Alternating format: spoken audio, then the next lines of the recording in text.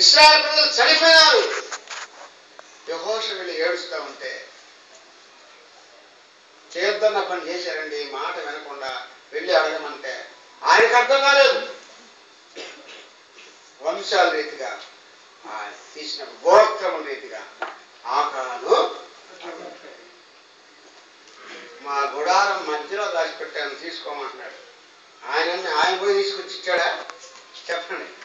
ఆయనకి తీసుకొచ్చి ఇలా ఏదో పొరపాటు చేశాను యెహోషువన్నా ఇదో నేనే తీసుకొచ్చి ఇస్తాను అన్నాడా? గుడారం మధ్యలో ఉంది, పోయి తీసుకున్నాడు. గుడారం మధ్యలో దాచిపెట్టాడు. మనం కూడా ఈ గుడారానికి మధ్యలో దాచుకుంటాం. ఏమేమి దాచుకుంటాం ఇక్కడ?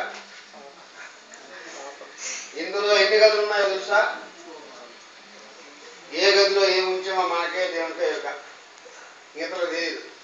ఒక గది ఖాళీ చేయొచ్చు. ఇంకా ఎన్ని గదులు నింపబడిందా? 3 గదులు, 4 గదులు ఖాళీ చేసి ప్రభుత్వం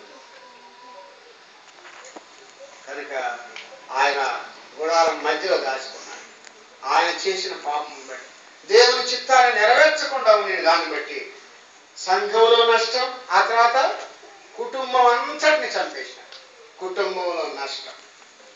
మనం ఏం చేస్తున్నాం? సంఘంలో అంగముగా చేర్చబడి మనం దేవుని చిత్తానుసారంగా ఉన్నామా? దేవుని చిత్త ప్రకారంగా చేయకుండా మన ఇష్ట ప్రకారం చేస్తే ఒకటే, మనం చేసిన పనిని బట్టి ఎక్కడ నష్టమో సంఘంలో నష్టం వస్తుంది, ఆ తర్వాత కుటుంబం నష్టం వస్తుంది. ఇలాంటి పరిస్థితులు మనకు రాకముందే సంఘములో అంగముగా చేర్చబడడం, ఆయన చిత్తాన్ని నెరవేర్చుకోవాలని ఉండాలి. ఆ రీతిగా ఉండటం ద్వారా ప్రభు మనల్ని ఆశీర్వదిస్తాడు.